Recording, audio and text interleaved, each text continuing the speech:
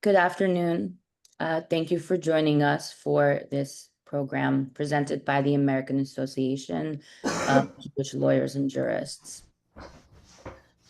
Over the past 2 years, the AAJLJ has examined the many dimensions of October 7th and its aftermath, from the use of lawfare against Israel and the rise of anti-Semitism in schools and workplaces, to landmark cases such as Masri v. Iran and ongoing litigation against UNRWA for its complicity in sustaining terror.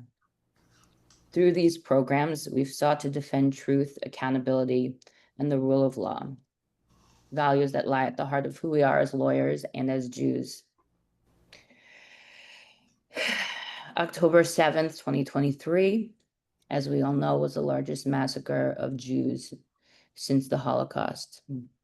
As a community, the Jews grieve and mourn, but too often we're told that we're not allowed to, that our pain must be justified, that our mourning must be balanced, that our humanity must be negotiated. And now in a cruel inversion, we're told that we are the ones committing a Holocaust, that the very people attacked, burned, and taken hostage are somehow the perpetrators. It's a lie so monstrous, it wounds all over again. And I know how much we're all hurting. Will we know the truth? We remember who was murdered, who was kidnapped, and who still waits to come home. We won't be silenced, and we won't allow history to be rewritten. As American Jews, we stand firmly and always with our brothers and sisters in Israel. This isn't our pain firsthand. This moment isn't about us, but our hearts are bound to theirs. Their grief is our grief. Their determination to live and to rebuild is our shared defiance. Several of our board members and colleagues have traveled to Israel, walking through the kibbutzim and the Nova site, meeting survivors and families of hostages, and witnessing both devastation and strength. Today, they will share their reflections so that memory becomes witness and witness becomes purpose.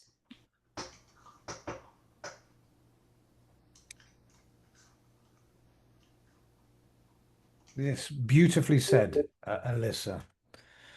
And thank you for putting this together to bring us all together. We thought about, should we bring people in? Are there people on the ground at the moment? But we didn't think that was appropriate at this point. Or I didn't think that was appropriate at this point because we've all been affected in certain regards, in many regards, by October the 7th. Seen just now that somebody that we, as we spoke about, that Alan and I know or knew, it's a bit like looking at shadows of childhood for me in Heaton Park Synagogue in Manchester, was killed. And one feels a little bit like Jonah or Noah, because as people within the organization know, we've been writing to the universities in the United States certainly since early 2021, worried about the rise of anti-Semitism. And even, as those that know, on October the 6th of 2023, I had an email back at me from Liz McGill at the University of Pennsylvania, telling me, because we'd complained about the fact that Roger Waters was coming and speaking at the Palestinian Rights Festival that was going on and had been planned for the Chagim in the University of Pennsylvania, and she wrote and said, no, we're dealing with anti-Semitism on campus adequately. Very few people could see or envisage the reaction that was going to be to October 7th, rather than worried about Jews in the United States. It unleashed a torrent of hate. And those of us that have lived in Britain or have lived in Europe understood this, that you scratch the surface And anti-Semitism really isn't that far underneath. And as a result of that, many of us have gone through a great deal of soul searching as to why that is the case, especially when you get to places like New York, where campus violence, hate speech has been allowed to proliferate in probably what is the most Jewish city on earth. There's in quite a prescient fashion, I moved to Florida, but we've all been affected by what's gone on. I personally, as people, some of those close to me know, was asked at that point to take over armed security for my synagogue. I became an NRA instructor, and any Jew that wishes to learn how to fire a gun, I will teach on my time and my dime. Did I ever think at, approaching 50 years old that I'd be, dressing up in khakis or, a camouflage and doing this sort of rubbish? No. But in my view, and this is my view only, that's what has to be done. As like Rhonda, and we're going to speak because everybody has their stories to share. I was asked in October, a lawyer that I've worked with that Stephen knows very well, and in fact originally introduced me to, is in the Duvdevan, with that unit, the one as seen in Fowler. And he said to me, Rob, I don't have the right body armor. So I did what many Jews do, because we're armchair Zionists. I paid a charity to get body armor to him. But he calls me up 3 weeks later and says, Rob, I still don't have the right body armor. So I was itching. And I said, all right. I said to my wife, I said, I'm going to Israel. So I told my rabbi, I told the wife, and Rachel said to me, you can do it as long as you go nowhere near Gaza. So I told my rabbi within a minute, maybe 2 minutes, I had a call coming to me from a lady in Palm Beach. Her son was serving in the 98th Battalion for the San Khanim, and could I take a bag for her son? And then a doctor called me to say, I've got a $20,000 combat portable ventilator. Could you take that out too? Cutting a very long story short, 18 bags later, I find myself getting onto an El Al flight a couple of days after that. El Al, I'd made a mistake by paying rack rate for all of those bags. But that mistake turned out good because they said, we're not taking any more donations. And I said, they're not donations. And using the skills that we have as lawyers, argued those bags onto the plane. And then I took probably the nicest El Al flight I've ever had. The reason why, I was surrounded by Christian pastors. And so rather people complaining that they were sitting in the middle seat, a guy from Georgia was sitting next to me saying, I'm going to Israel. And this is amazing. I'm going to be with my Jewish brethren. And had a very pleasant flight. But one thing that struck me when I stepped off the plane, and actually getting through security with 18 bags was a whole different story, but it's too long for now, was the level of achdut, the togetherness, the sisterhood and brotherliness that we saw, that I had from Haredim on the one side all the way through to complete Chilonim. And what struck me at that point was how the Jewish people, who prior to October 7th were completely divided over the judicial reforms, and I say this as a slight joke, but it's true, the people that were arguing the day beforehand, Haredim and homosexual on the one side, put their arms around each other and said, let's fight. We're together. But now we go back to Israel and we're seeing a country that has been at war for consistently now for 2 years, people that have spent hundreds of days in Gaza, hundreds of soldiers, if we're into the 1,000, died or injured. And a country that is completely and utterly shell-shocked.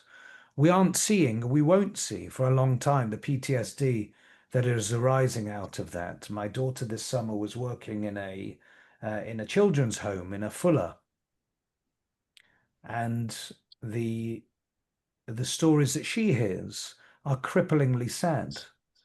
But yet here within the diaspora, what we need to, and we're seeing now in Britain, people are calling me, they have been calling for the past 2 years, but are calling now with even more vigor.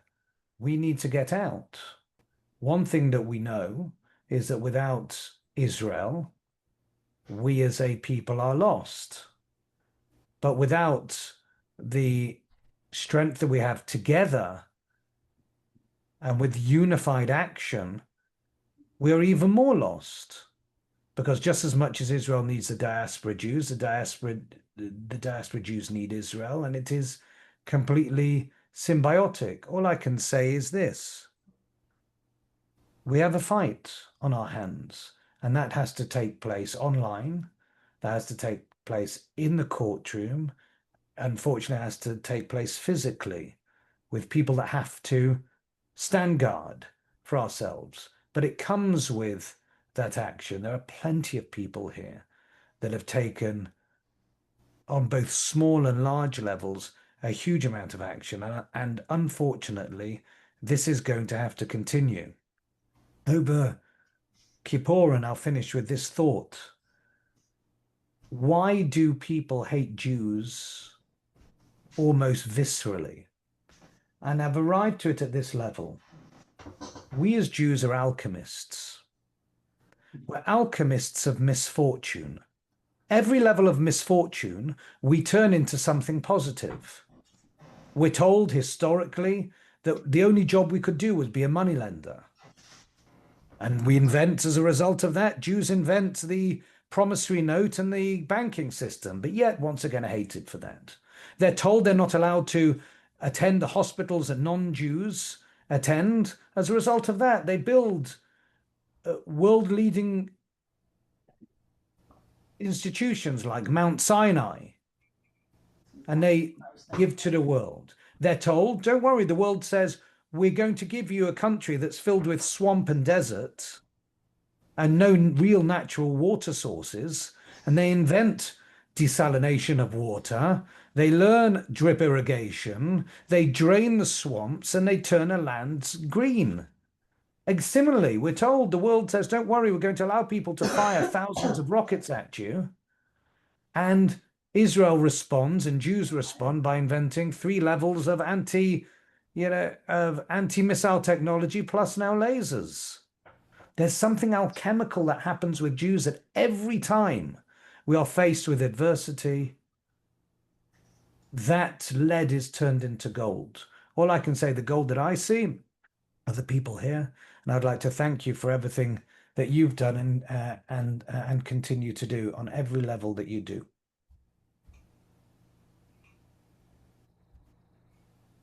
Thank you, Rob. Thank you. So we're going to have some other board members speak as well about their experiences, and we welcome our members, who we of course value very much, to share their thoughts and experience as well. So I'm going to start with Alana Katan, our new board member, who we also honored in our 2024 Pursuit of Justice Awards. And Alana wanted to share a special poem, and so I'm going to let her do that. Thanks, Alana. Thanks, Alyssa. Yeah, it's hard to think of and really put into words what October 7th is and the losses for that day. So one thing that I really think about a lot when I think about October 7th is a litany of remembrance. It's a Cameron's and Rabbi Jack Reamer. So I thought I would just read that for everyone. In the rising of the sun and in its going down, we remember them. In the blowing of the wind and in the chill of winter, we remember them. In the opening of buds and in the rebirth of spring, we remember them. In the blueness of the sky and in the warmth of summer, we remember them. In the rustling of leaves and in the beauty of autumn, we remember them. In the beginning of the year and when it ends, we remember them. When we are weary and in need of strength, we remember them. When we are lost and sick at heart, we remember them. When we have joys we yearn to share, we remember them. So long as we live, they too shall live, for they are now a part of us as we remember them. Thank you. Thank you, Alana. I'm sorry, I'm not good at keeping my feelings to myself. So we also have Richard Fulton here, who was one of the leaders of our Israel trip, and I wanted to have him share a few of his thoughts from the trip. Thank you, Alyssa. It's really a privilege to be with all of you again. As many of you know, I was for a while the executive director of AAJLJ, and it was my privilege with others to be part of a mission to Israel that took place last March. And I think it was a momentous trip in a lot of ways. We met with lawyers from NGOs, work with ministries of the government, law professors, others. And of course, it's important for this as a legal organization to have the best thinking and the best interactions with legal experts to help clarify the issue of judicial reform, the issue of what the laws of war encompass and all of that. But I think there were two moments in that trip that I want to mention, which really were the most impactful. One was, speaking of lawyers, our meeting with a lawyer, Advocate Grisman, who heads up an organization called October 7 Justice Without Limits, which is engaged in representing victims and family of victims in international courts, going into the mouth of the beast, as it were, to the International Court of Justice, the International Criminal Court, seeking a measure of justice there from institutions that have done anything but deliver justice to Israel as it confronts its existential threat. And it was really remarkable to hear about the work that she is doing and to be part of a building what I hope will be an ongoing relationship between AAJLJ and her organization. But the second thing, of course, was the fact that we traveled to the South as a group to the site of the assault, the brutality that took place on October 7, 2023. We visited at a kibbutz with survivors of the attack, and as well went to the site of the Nova Festival, where all of those wonderful young people were killed, and where one can see the plaques representing bios and pictures and information about the people whose lives were cut short so tragically on that day. And the point I just want to make about that is the only time I've been anywhere that has had the kind of impact on me that visit had was when I went to Auschwitz years ago and stood at the site where my father was selected for life rather than death. And this was that kind of event where too few of those people that were attacked survived, and too many of them lost their lives. Those of us who have seen some of the productions and discussions, we know that it was more than this. They were killed, but they were treated with utmost brutality that one could imagine. It happens. I'm actually probably going to be in November at that very site again, this time accompanying a group of law professors who are making a trip to Israel. But I think the point is that for all of us, October 7th took place 2 years ago tomorrow, but every day has been October 7th ever since then, that we are always reminded. We are there every day, just as we are told every day to remember when we were at Sinai. Unfortunately, we are every day as well at the sites of these attacks on the Jewish community of Israel.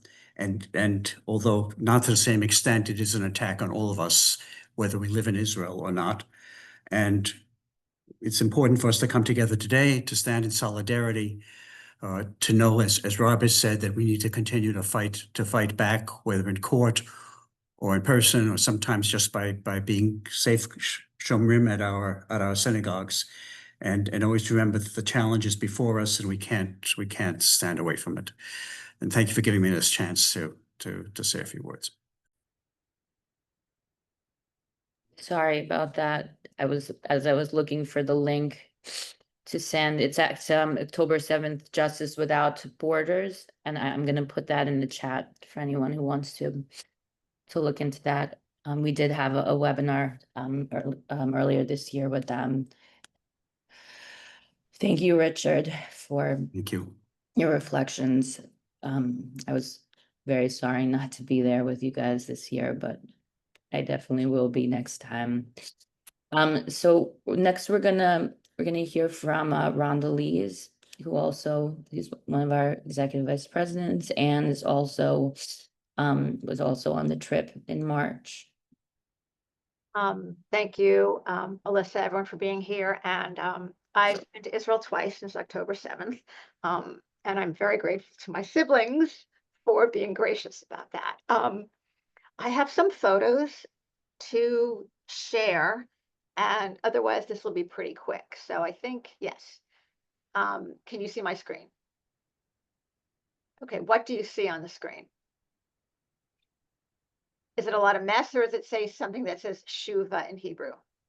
Juva. Okay, that's exactly what I wanted. Okay, thank you. I have about 9 slides, and they're from the 2 different trips. So the first trip was with the World Jewish Congress. They had a lawyer solidarity mission, and it was about 60 lawyers from probably about 15 different countries, including lawyers who were not Jewish. And this was in January of 2024. And the WJC did a great job of putting this together. And one of the events actually was a reception with the International Association of Jewish Lawyers and Jurists in Tel Aviv. And the conversation was, it's been going on for 3 months. What's going on? I mean, how come the war has lasted this long? And I bring that up because every time I'm involved with a group called Run for Their Lives, and we walk every week and we look at each other saying, you know, how is this happening? But some of the slides that I show you may go into that a little bit. Shuva.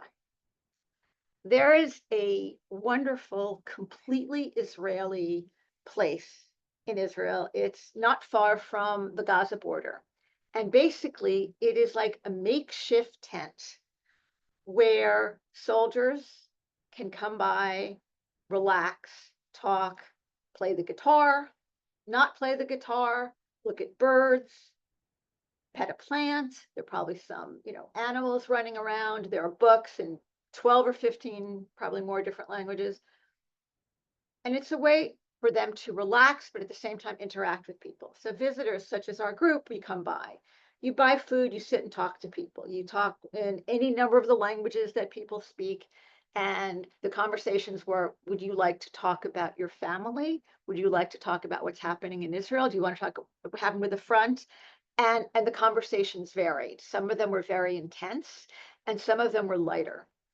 And that's a theme I'm going to be mentioning a few times because even in the middle of a war, Israelis are all about hope and resilience and what we would consider a crass but amazing sense of humor. So that was the Shuva. Next one, I don't know if you can see these photos. Okay. I have not been to Auschwitz, so I don't have the experience that Richard did, but this was an early on trip. So this was in January of 24. And at the Nova Festival, it was what you'd call makeshift. It was not stylized. It was literally photos of the kidnapped and the fallen. And some of them had flowers or tchotchkes around them. Others just had a photo. Some said things like, release me. But I was very aware of whether it was their bodies or the soul or the wind. I don't even know. But it was a living memorial to people who may or may not still be living, but who are fighting. And they went down fighting. The next photo I want to show, I'll show that later, sorry, is pretty sad. And it's a picture of one of the kidnapped, and all his family wanted, and they wouldn't let people take photos of anything else, was release me. Here was someone who was kidnapped, release him now. Whether he was talking to the government or Hamas, it didn't matter. That was what the family wanted the photo to be about. The next photo is very, very Israeli. It's the people of Israel lives. We will only win if we are together. Again, 2 very Israeli/Jewish concepts. This was outside of one of the hospitals that had been damaged in the war. And this was again from the January 24, but this was the sentiment. This is an IDF photo in case anybody is worrying that I'm showing videos of people who should not show their faces.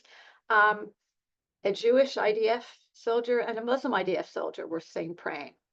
This was the IDF. And that's something that we talked about a lot on our trip. Talk about Israeli sense of humor. And it's true. Israel is never after a war, but always between wars. And there's a part of me that takes the sentiment of, if you take that perspective, then you can argue against it, or then you can execute against it. You can plan for it. If that's what's going on, if it's going to be a forever war, then you figure out how to deal with it. And that's what they're doing. But then we have photos like this. Sorry about that. One of the ways that, one of the things that you see when you go to, this was a Karaza, was this is what it looked like when the soldiers came in. They were, you see the number 606 up there? That means something in terms of whether there are any live or dead bodies. Yellow means the same thing. You see the balloons to the left. This is what it was like when they came in. You see the mattresses to the right, you know, all the destruction that was there. Among the cruelties of the Hamas/Gaza neighbors was they knew exactly what the kibbutzim were like. They knew that the majority of the weapons were in the armories and not in people's homes. They knew that the shelters were to protect them against rockets. So knowing that the shelters had doors, but they were not steel doors. And it was very easy for the terrorists to come into those shelters because, again, they were not made for what had happened. They were made for something else. And the Gazans used that against the Israelis who were there. That's not one of my final photos. I wanted to make this the final photo, and it's a very harsh one. This was, there's a group called Zaka, and their role in Israel is to identify remains. And this is the site of the Nova Festival, where all the cars that were burnt out and bombed out with people still in them were taken for examination. So come and take a look. Great, thank you. And the people who did this were very open about the fact that they're all in therapy. They're all therapists. They're all doing this. They all do this as volunteers. And you see how there's barbed wire to keep some distance between what they're doing, but this is where they do the work. And it's really hard stuff. And it's very emotional, but at the same time, the families are just desperate to know that the bodies can be reclaimed in whatever way, whatever is left, in order to be prepared for proper burial. And the final one, which I don't, yes, it kidnapped, which is not coming up, unfortunately, is the memorial to Hirsch Goldberg Paulin. He died, he was, let me rephrase that. He was kidnapped with 15 or 16 other people in a bus shelter that would normally house about 5 or 6 people. And the grenades kept going in and out, and they kept throwing them out. But there's a little memorial, and I'm sorry you can't see my great photo. But basically, it is a photo of all the things that people have written to him and his family. And it's hard. It's hard to watch it. But it is a very Israeli, some people lit candles, some people just, put a little note. But you walked in there and you felt for a millisecond, none of the terror, but what it must have been like, people not knowing what was going to be happening. There was an Arab bus driver who tried to talk to the terrorists and to try to save them, and they heard him being killed. There was a lot of simultaneous evidence that has been retained as a result of some of the phone calls. But if I said it was a living memorial, there are things like that that are just capturing what's going on. That's my story. Thank you. Thank you, Rhonda. And Steve, if you would like to share a few thoughts, with us and some unique perspectives. We had also taken a trip to Israel in June 2023. So Steve was there for that, and Rhonda as well, and was there in the most recent trip. And Steve, oh, Steve, you have to unmute yourself. Also, Steve is our most recent past president, for those of you who don't know. How's that? Perfect. Yes, I'll be brief. And I will talk about 2023 first, because we were there in July, I think it was the end of June or July 2023. And it was in the midst of the uprising regarding the proposals to make significant changes with the High Court, Israeli Supreme Court. And every night that we were there were people marching in the streets in Tel Aviv and outside of Tel Aviv. And I remember thinking, and then I spoke to a couple of other people about it, that if I was an enemy of Israel and I saw what was going on in Israel at this time, this would be the time that I would attack Israel, because there was so much internal turmoil going on a daily basis. The second is a little more oddball. My wife Rebecca and I got a taxi to go to the airport and fly back to the US at the end of that visit. And I don't remember what stimulated him, but our driver began to tell us that there was going to be an invasion of Israel sometime later in the year. And he was kind of ranting about it and had something to do with banks or whatever. I don't remember the details, but we were both very struck by it and tried to just stop. He wouldn't stop talking, so we just held our ears, I guess. But that's what he was saying or predicting, which I thought was rather bizarre.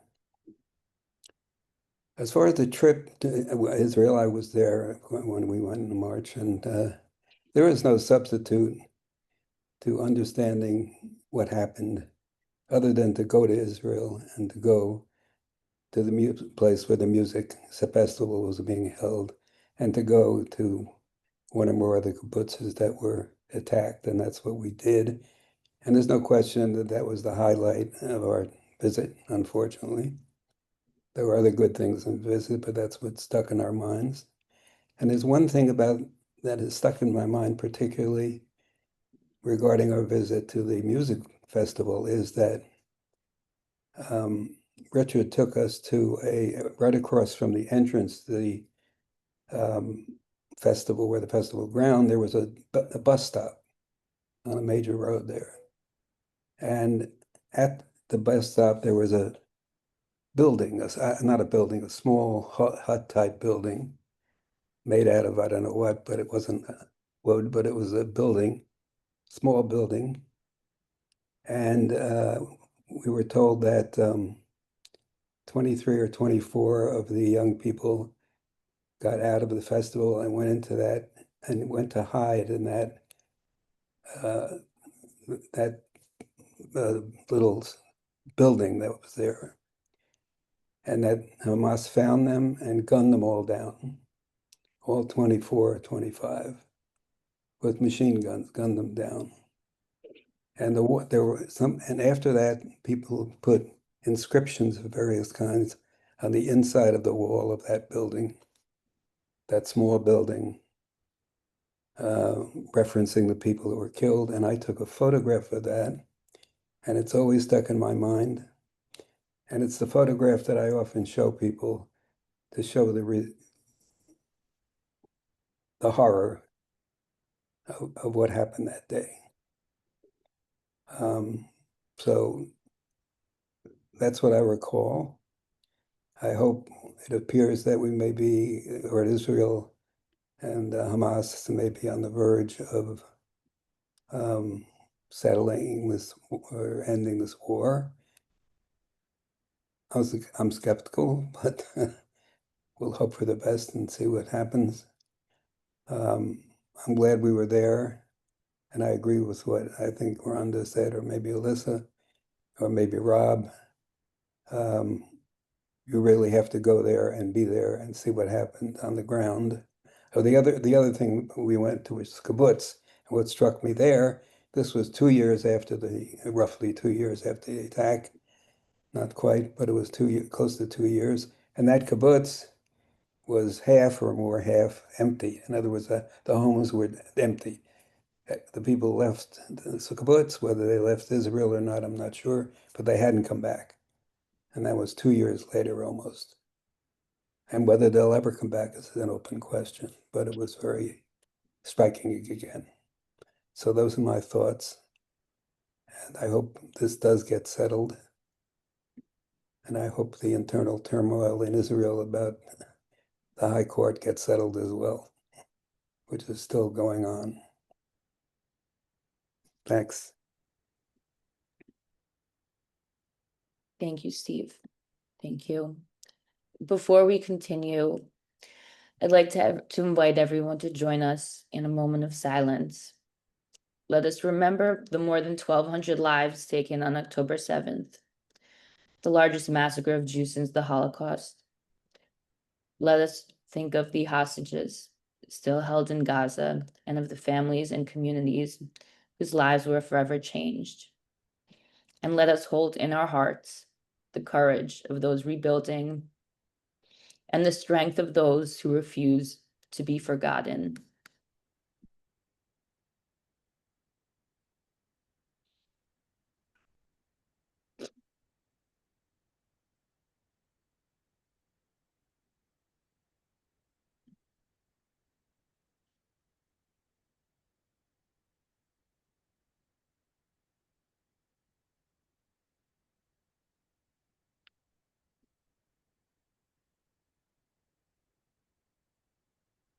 May their memory be a blessing.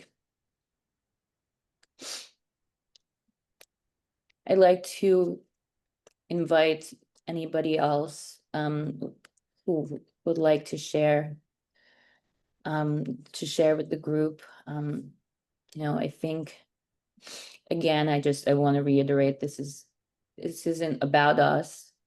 It's about them, the families, the communities that are changed by October 7th. But at the same time, we can give ourselves space to grieve together. So please, anybody who would like to share other experiences or thoughts.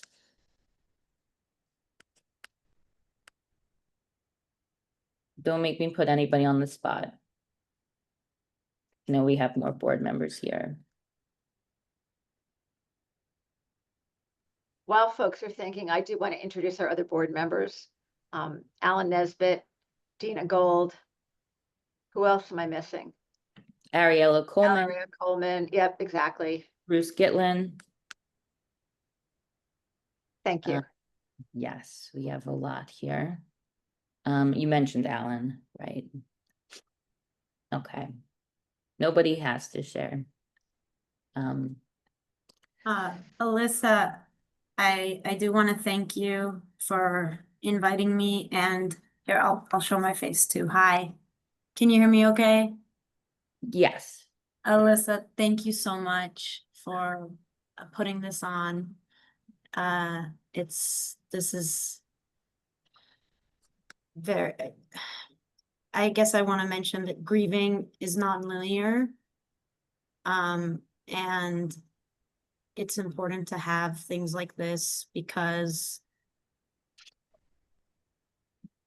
this war unfortunately isn't over, and also the different parts of the negotiation, like so many things keep happening, and the impact keeps resonating in different ways. And I appreciate that we have these moments where, as a Jewish community, we can come together and listen to each other. And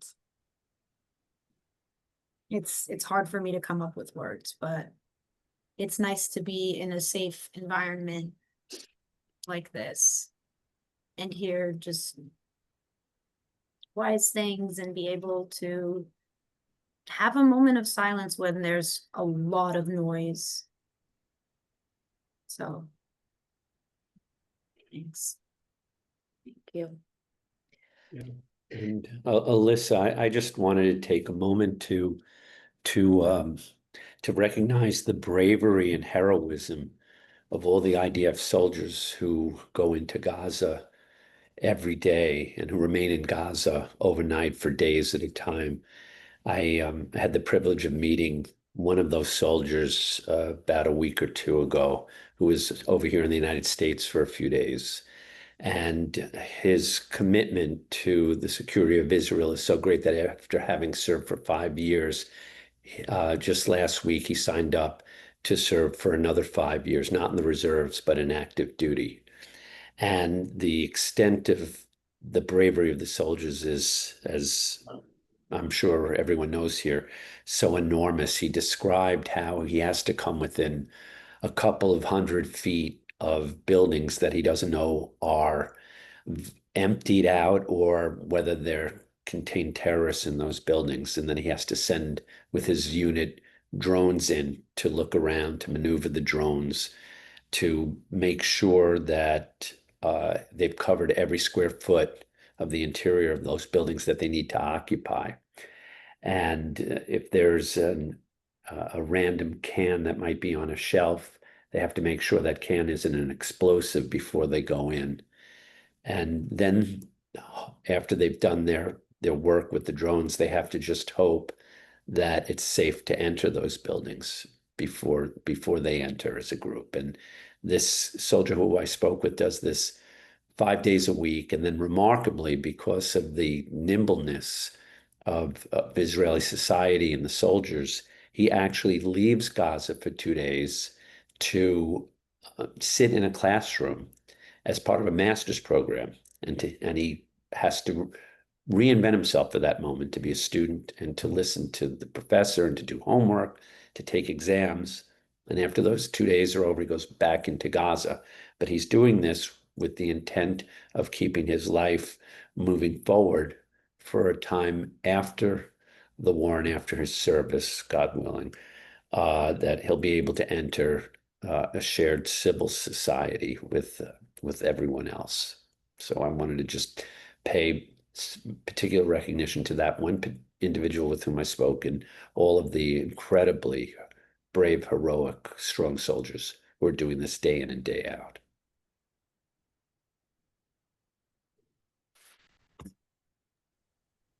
Thank you, Bruce. If nobody else wants to add their thoughts or sentiments, can completely understand, but we appreciate everyone who has. I'm gonna turn it over to Rob then to give his closing thoughts. Yeah, there's so much to say, and it's very difficult to encapsulate it here. I've met so many really wonderful people since that point, people like Ariella, who does so much for the Jewish community generally in terms of bringing people together, putting together the opportunities of sitting down and speaking. I'm surprised daily. I was just reminded by, what Bruce just said. The other week, I'd be very fortunate over the last 6 months in particular, especially, since change of administration, to meet some really wonderful people who are committed to helping Israel. The opportunity of having Almog Meir Jan, he was one of the soldiers that was rescued, one of the hostages that was rescued alongside Noah Al-Gamani. If you ever remember the video, he was the guy that they did the fist bump with. And there were a couple of things that came out of that Friday night dinner, other than, he's a very remarkable, resilient young man.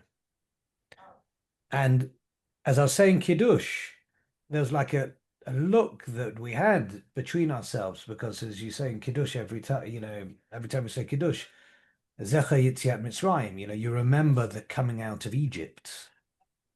And he was literally in Egypt, and he was brought out in one of the most remarkable operations. When Bruce says he talks about the soldiers, I've had the opportunity of studying a lot of military tactics since that point, or since October 7th.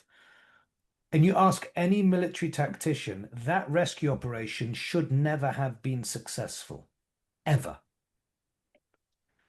The way that they trained for it, the way that it was executed, okay, Doron was killed, the guy who strategized it, but still, it was a suicide mission, and soldiers signed up for that suicide mission, come what may. And I spoke to, over dinner, I was speaking to Almog, and I said to him, what were your first thoughts? It's difficult to ask something that's not completely trite to one of these guys. The next day, how did it feel sitting in a bed or lying in a bed, in a real bed? And he thought, and he said, when I came out, I was told that my father had just died. So I went from the hospital to my father's funeral. So his father died not knowing his son had been rescued. But his father died on the morning that he was rescued.